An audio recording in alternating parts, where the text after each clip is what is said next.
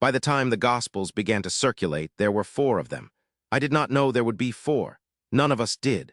For the first 30 years, there was only oral telling, a man at a meal saying, "Let me tell you what he said," a fisherman by a fire saying, "I did not believe at first," an old slave laughing as he reported a saying he had heard from a man who had been there.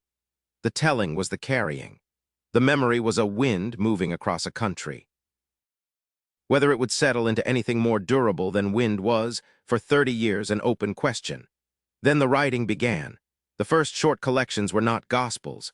They were sayings lists. Somebody had sat with somebody who had heard the parables and the Beatitudes and the hard sayings about taking up a cross, and somebody had begun writing the sayings down on scraps of parchment because the people who had heard them were beginning to die. The lists were practical. They did not narrate. They preserved. They put the words in a row so that a teacher could pick a saying from the row and use it in a sermon without having to remember where in his life he had first heard it. The lists fed the Gospels. The Gospels were the next step. The writers who had access to the lists and to the witnesses and to their own travel and to other writers' work, and who decided, each in his own way, that a narrative was needed, not just a row of sayings, because a man's life is more than his sayings, and what was being lost faster than the sayings was the shape of the life. So the writers began. The 4 do not perfectly agree. The not agreeing does not mean somebody lied. The not agreeing means the fire was carried by 4 different people, and 4 different people cannot carry the same fire in the same way because each one has a different cup. Mark carried the fire in a small running cup. His book moves the way a man moves when he is afraid to put the cup down. The sentences are short. The scenes are fast. The disciples never quite understand. Jesus is always being pulled in one direction by a need and in another by a duty, and the cup never gets to rest. Immediately, Mark says over and over, immediately. That word is the cup. Mark heard the story from people who were still being chased. Mark's book opens without a birth story. It opens with the wilderness, John in the river, Jesus walking out of the water and the heavens opening, and Jesus already being driven into the wilderness by the Spirit, already calling fishermen, already in a synagogue casting out an unclean spirit, all in the first chapter. Mark's Jesus has no time. Mark's disciples are stupid in a particular way, not because they are simpletons, but because they are running and cannot catch their breath enough to think clearly. The blind man at Bethsaida is healed in 2 stages because even healing in Mark sometimes has to happen on the move. Mark ends short. The earliest copies of Mark end with the women fleeing the empty tomb, afraid, saying nothing to anyone. That is the end. No appearances, no commission, no comfort. Later hands added an ending. The original ending was the running. That too was Mark's cup, a fire so urgent that the women themselves cannot stop running long enough to tell the news. Mark is the fire and the fear, Peter's people said when they explained why Mark wrote what he wrote. The fire and the fear were the only 2 things they had time for. Matthew carried the fire in a teacher's wide bowl. He had time to set it down between students. He took the same fire Mark carried, and he added the sermon, and he added the genealogy, and he added the gold and the frankincense, because his bowl was the bowl of a man who believed teaching was the way to keep fire alive across generations. Matthew's Jesus quotes more scripture, not because Jesus quoted more scripture than Mark remembered, but because Matthew's audience needed to see the scripture shape of the fire. A teacher's bowl is honest in its own way. It stops to let the students look. Matthew is for the Jewish reader who needed to see that Jesus did not come out of nowhere. The genealogy goes back to Abraham. The Sermon on the Mount is the same structure as Sinai, a teacher on a mountain giving a new instruction to a gathered people. Jesus says, "You have heard it said, but I say to you," and you can hear the classroom in it. The cost of the wider bowl is that some of Mark's urgency is lost. The reader of Matthew has time to breathe, to consider a parable. Some communities needed to teach and some communities needed to survive, and the gospel they reached for in any given decade was the gospel whose carrying matched their own. Luke carried the fire in a careful basin he had checked with 2 hands before he set out. He had not been there himself. He says so. He had asked. He had listened. He had visited. He had compared. Luke's Jesus is more in conversation with women, more in conversation with the poor, more in conversation with the outsiders, because Luke had asked women and the poor and the outsiders, and they had told him what they had seen, and he had sat there seeing into his basin. Luke's basin is wider than Mark's cup and steadier than Matthew's bowl, and it pays a different cost. A basin can spill at the rim. Luke had to choose what to keep and what to leave, and he kept the things that suited a careful basin. Luke's gospel begins with a dedication. "Most excellent Theophilus," he writes, "I have undertaken to compile a careful account, having investigated everything from the beginning." That is the voice of a man who has been on a long road of asking. Luke is the one who tells us about Elizabeth and Zechariah, about the angel coming to Mary, about the shepherds in the field at the birth. Luke gives us the prodigal son, the good Samaritan, the woman who lost the coin, the tax collector in the temple, parables that put the outsider, the lost one, in the center of the frame. Luke lingers on Jesus' table with sinners in a way the others touch but do not stay with. I think Luke had walked through the country with Paul, or near to Paul, and had picked up the habit of asking the next house and the next house and the next, and his gospel is the harvest of those askings.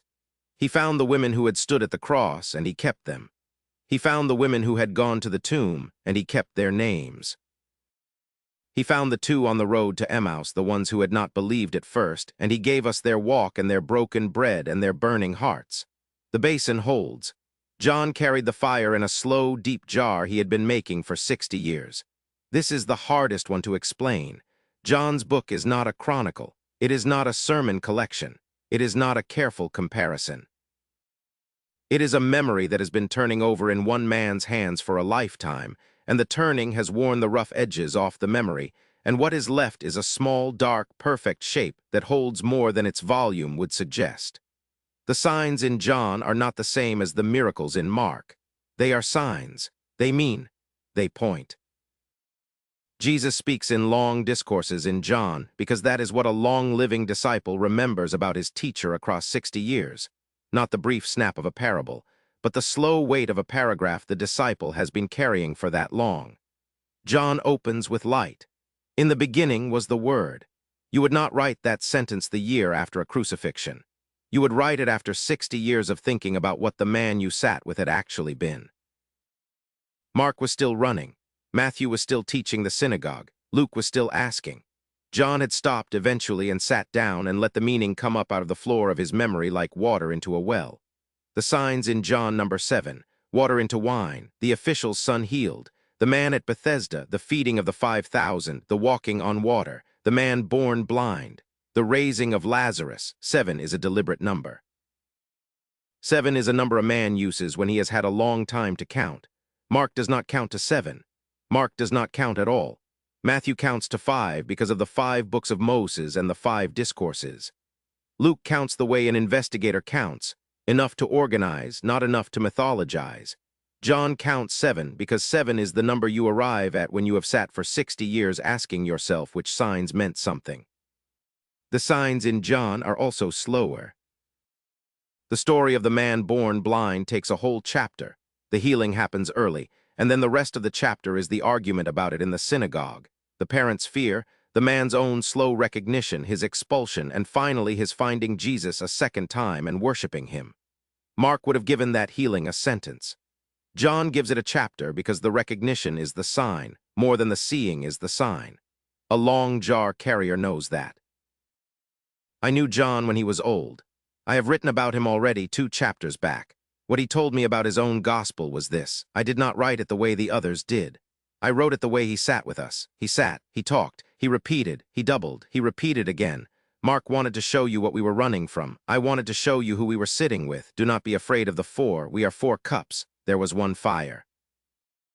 That night his daughter had brought us figs, and we were eating them slowly because his teeth were not what they had been and mine were not much better. I read the others, he said. I read Mark first because Peter died and a copy came to me, and I read it and wept, and I read it again and was angry, and I read it a 3rd time and was at peace. Then I read Matthew when a teacher in Antioch brought me a copy. I read Luke last because his people sent me the book and asked whether I had corrections. I did not write to correct them. I wrote to add what was mine. I asked him then because I had wondered for years and the figs had made me brave, did you ever consider not writing? Letting the 3 speak, he said, yes. For a long time, I thought the 3 were enough. Then I went blind in the left eye for a season, and I thought I would not have many seasons left, and I sat one morning by the small lamp in my room, and I heard, the way a man hears the wind from very far off, the voice of my friend saying my name, and I knew I had to write before the lamp ran out of oil. He smiled at me when he said that. He said, the lamp has not yet run out of oil, but the writing is done. The 4 Gospels are not 4 versions of the same lie. They are 4 carryings of one life. Each carrier carried what his weight, his distance, and his audience let him carry. Look for the load-bearing core. All 4 cups are wet with the same water at the bottom.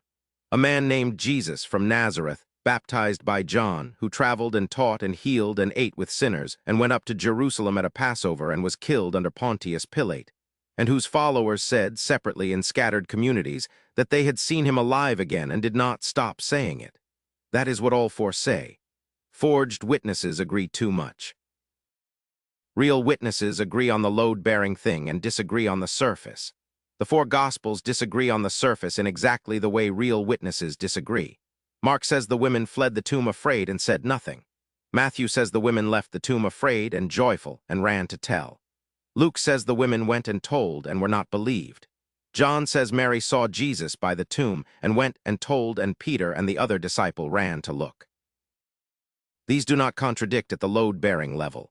The load-bearing level says, the tomb was found empty by women on the 3rd morning. Every other detail, fear or joy, telling or not telling, when the telling reached the men who ran first to the tomb, varies in exactly the way the rim of a cup varies depending on who is holding it. That by itself is not proof of anything.